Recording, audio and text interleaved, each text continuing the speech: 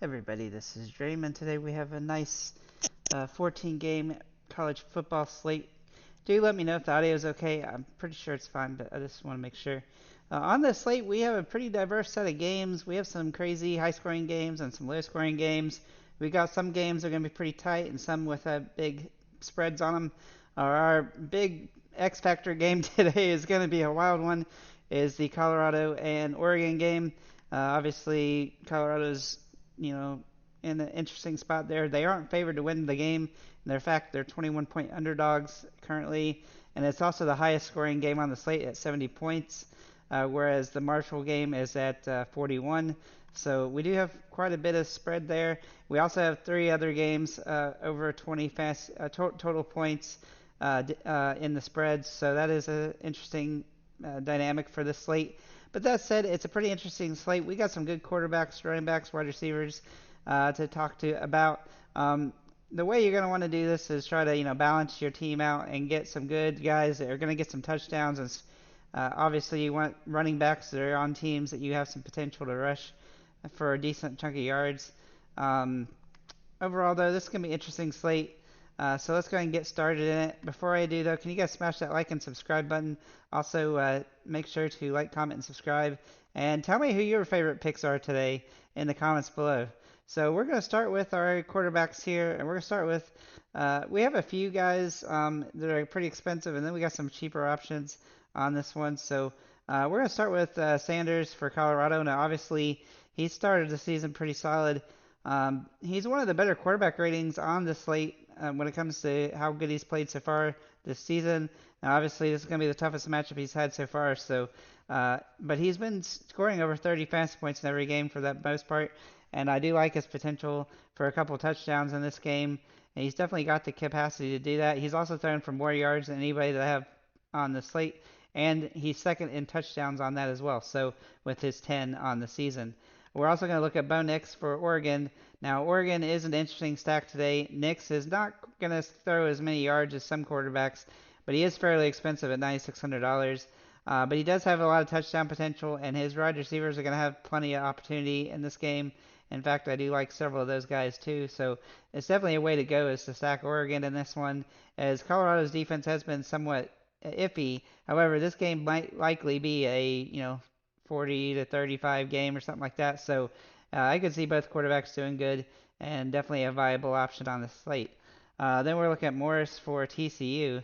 Now this is going to be interesting at $7,800. He's a little bit underpriced here.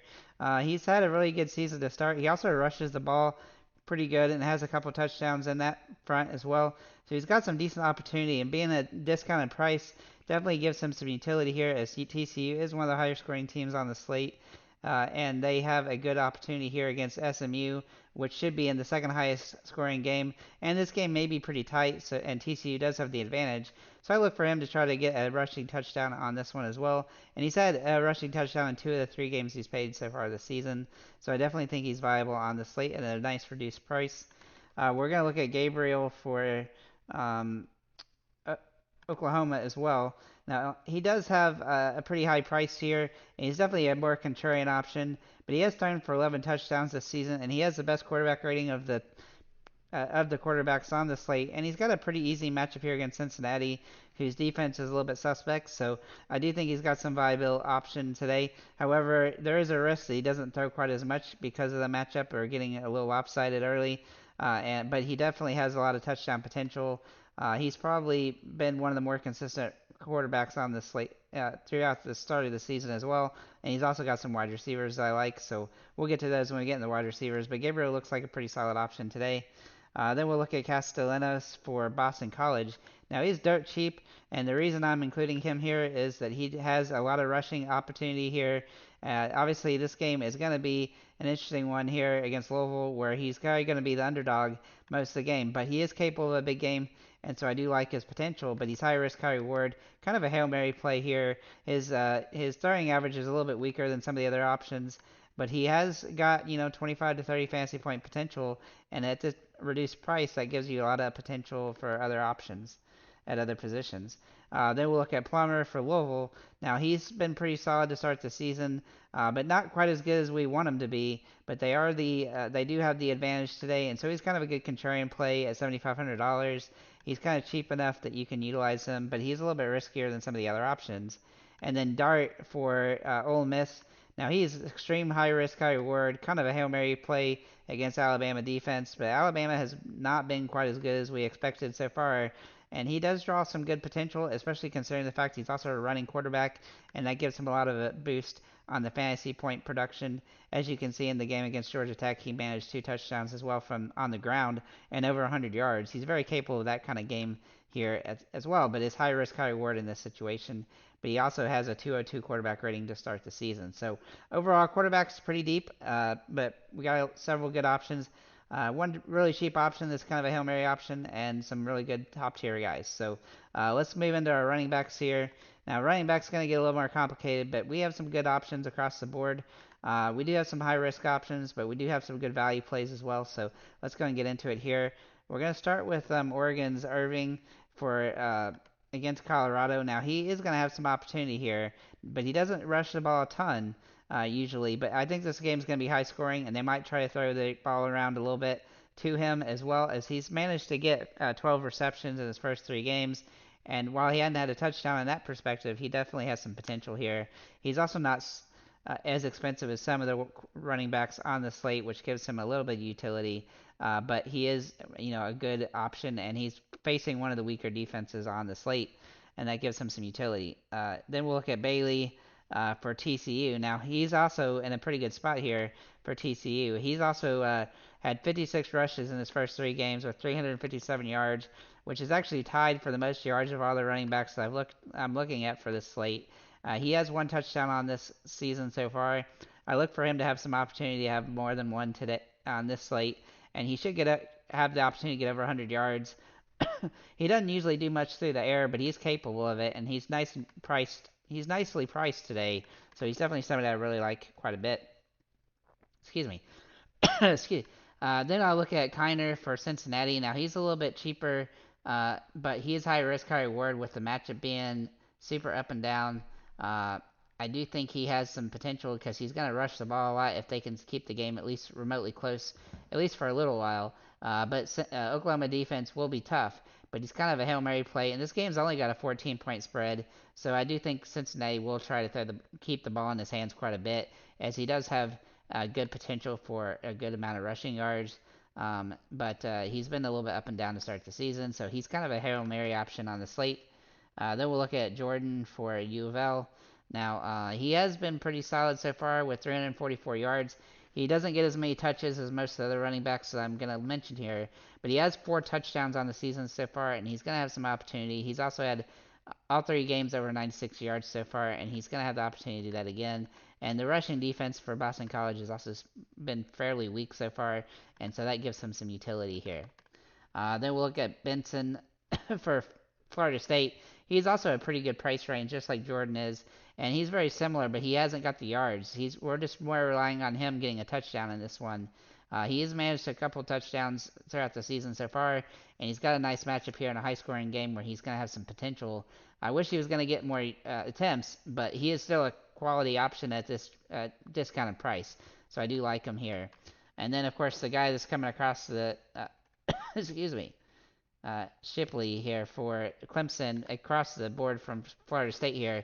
He's going to have some interesting potential today, as he has some good yard potential here, though he's been a little bit inconsistent, and he hasn't scored a touchdown through the on the ground yet. But he's also a nice reduced price at $5,700. Kind of a Hail Mary play because he's not the best option considering he's a little bit low on total carries, but he's definitely capable of a big yardage game. Then we're going to look at Martin for BYU against Kansas. Now, he's very underpriced here at $4,900. He also has some receiving potential today, just not a ton, but a little bit. And he's also gotten two touchdowns on the season.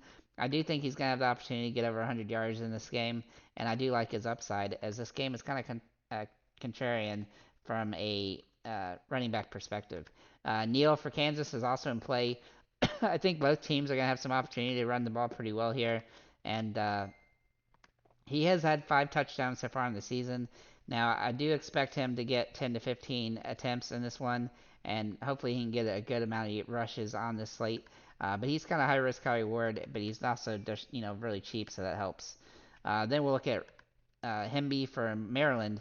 Now, he has 4 touchdowns on the season. He's also a little bit low on the total carries and even the yards, but because he's had one big game. But he is capable of that big game, and they got a nice matchup here that should be high scoring between Maryland and Michigan State. And this game is favored in Maryland's favor, so I do think he has the potential for touchdowns in this one.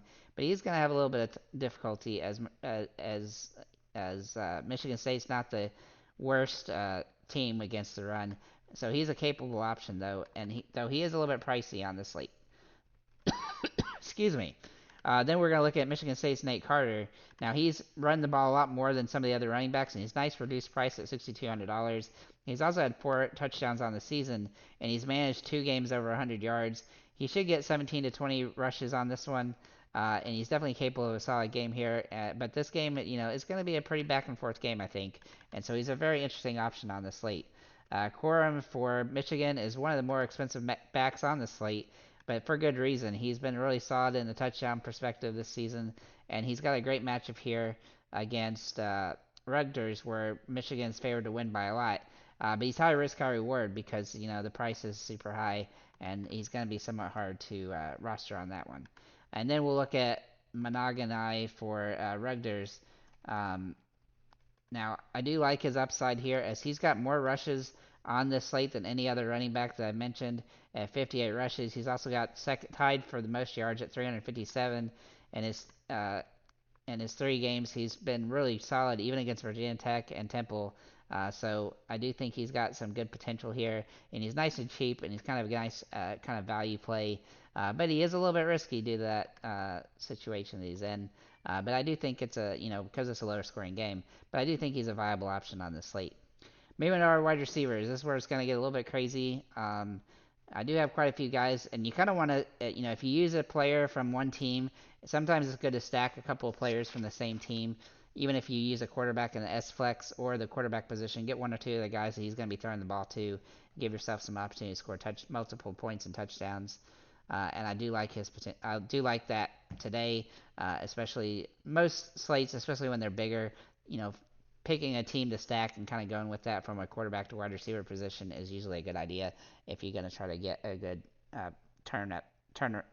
good fantasy point production. Sorry, I had to get a drink there because I couldn't talk. All right, so let's get into our wide receivers here. I'm going to start with our tight ends real quick, and I'm going to talk about 3 tight ends here. Rex being from BYU is one of them. He's nice at priced at $4,500. He's had 10 receptions on the season with a touchdown. He definitely has some potential on this one, and I think BYU is going to go to him quite a bit. So he's definitely a viable option. Dykes for Maryland also in play, as he's had some really good games so far with 6 and 4 receptions in the first 3 games. He's one of the guys I really like from the tight end position, also with only 1 touchdown, but has some potential for more, and he's facing a very weak defense from his position. And then Conley for Marshall, he's kind of a Hail Mary option. He hasn't had as many opportunities, but he has 114 yards on the season, and he definitely has some potential in this game, kind of as a Hail Mary approach at tight end, but he's nice and dirt cheap. So I just wanted to mention those 3. Let's go ahead and get into our wide receivers, though. We're going to start with Colorado's wide receivers, and that's going to be Horn and Weaver are going to be top options, especially with Hunter out. These 2 guys are going to have to get a lot of opportunities.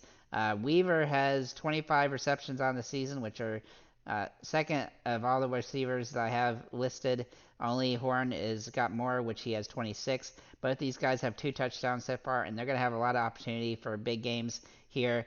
They're obviously fairly expensive at 73 and 7,200, but they're definitely in play on the slate. If you like Oregon today, then I'm definitely going to suggest going with a couple guys here, as they're also nice and cheap today, with Franklin being at $6,900, Johnson being at $5,900, and then Franklin being at Bryant being at $5,000. All 3 of these guys are going to have a lot of opportunity here. All 3 of them have 11, 11, and 17 receptions, and they have good potential for touchdowns with each of them having 3, 3, and 2. So I think all three of these guys are really good options for Oregon, and it should be a high-scoring game. And so staggering Oregon is actually pretty doable today with their guys being a little bit reduced price. Then we're going to look at SMU and TC. See here, let me find it. Excuse me. SMU and TCU game here. And so SMU, Bailey is pretty much the only guy I really like here. He really doesn't have a lot of upside, but he's definitely got the potential if he can manage a touchdown, as he's going to get the most targets on his team likely, and he does have some nice utility here. Then we're going to look at TCU's guys, and I like Richardson and Thompson today.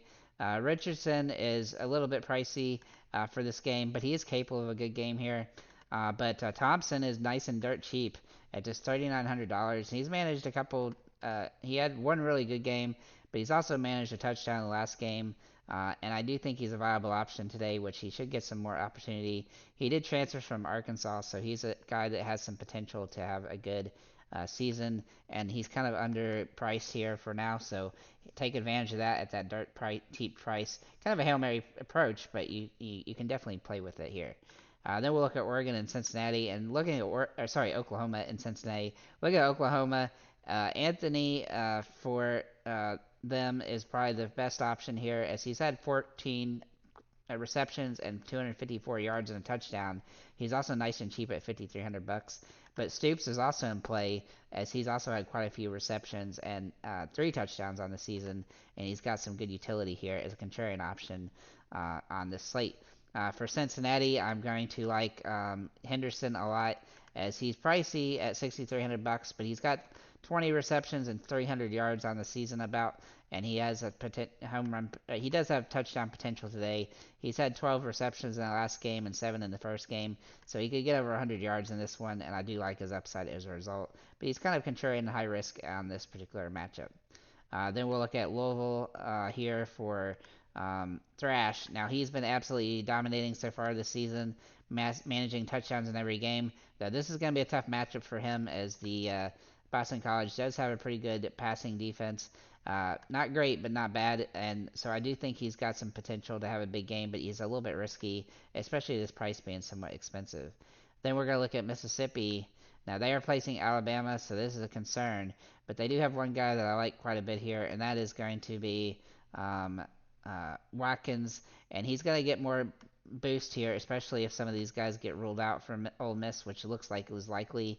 I'm not exactly sure what Franklin, Harris, and Knox are going to be doing, but it's possible that most of those guys miss. And if that's the case, then Watkins is definitely going to have some upside, though he's not super cheap, which was a little bit of a concern here. Moving into the Florida State game, oopsie, we're going to look at a couple guys here. So let's find it here. Florida State, I've got Coleman as our top option here. I also like Wilson a little bit, but I think Coleman is the best option, as he doesn't have a ton of receptions, but he's managed 4 touchdowns already this season, and that gives him some utility. But he is high risk, high reward. But Florida State should be scoring a lot on this slate. Then we'll look at BYU here against Kansas. Now, BYU has one guy I really like a lot, and that is going to be Roberts for them. And he's nice and underpriced at $4,500. He's a kind of a contrarian play. He's had some pretty good reception games, and he's got touchdown potential. The fantasy points, I wish they were a little bit higher, but he's capable of a big game here, and he's nice and cheap. The yards, could improve here. Then we'll look at Kansas, and we're going to look at Arnold for them. Now, he has been pretty consistent with his targets in the first 3 games. He still doesn't have a touchdown, but he's definitely capable of a big game, and I do like his upside on the slate. Then we'll look at Texas Tech and West Virginia. So Texas Tech's got one guy I like a lot, and that's Bradley at $5,900. He's a little bit cheaper than some of the other options. With 17 receptions on the season, the yards are a little bit of a concern, but he has 2 touchdowns, and that does give him some utility here. Then we'll look at Texas A&M here, which I do like a couple guys on their team here. Let's find them real quick. For against Auburn, Bradley. Did I get this right? Sorry. Oh, sorry. Stewart and Smith are both in play. Now, Stewart is probable, but if he does play, then he'll definitely be somebody I would consider running out here, as he's pretty expensive though, so he's going to be hard to roster. But Smith is definitely in play as a very cheap option with a lot of upside and a good matchup here. He also should have some decent targets, and while he hadn't had a touchdown yet on the season, he's got some capability in this one. Then we'll look at Miami and we got a couple guys on Miami that I like a lot here. They are facing Temple, and they are supposedly going to dominate this game. Let me check the spread real quick. I'm pretty sure it was 23 points. So that is a little bit of concern because it could be a blowout. But you could use one or two guys from this team. Restrepo being the top option with the most receptions on the team and the most yards, but he still hasn't managed a touchdown so far. But he's got plenty of targets and plenty of fantasy point potential, even if he doesn't score a touchdown. Kobe Young also in play. He's a little bit riskier. If he doesn't get a touchdown, it would be a little bit harder because he's got less yards, but he still manages 2 touchdowns so far this season. And then George for Miami is kind of a contrarian option, but he's had 4 touchdowns so far, and he had 3 big ones in the second game against Texas A&M. This is going to be an easier game than so this is a concern that he doesn't get as many touches, but he should get the ball thrown at him a few times, and that gives him some utility here. And then finally, last but not least, for Michigan, we like Johnson and Wilson both. Now, they're a little bit underpriced here, but this game could potentially be a blowout, a big upside game for Michigan again, as they've had 3 blowouts so far, and that's limited their upside a little bit, but they're still managed to score touchdowns. So Wilson and Johnson both have some utility here. I think Wilson's a little bit safer, but they both are about the same price. And the reason Wilson's safer is because he's got more touchdowns so far. So with that said, guys, we have a pretty massive slate. I hope you guys enjoy it. I hope we have some really good lineups in this one. So thank you guys for liking, commenting, subscribing, and have a nice day, guys.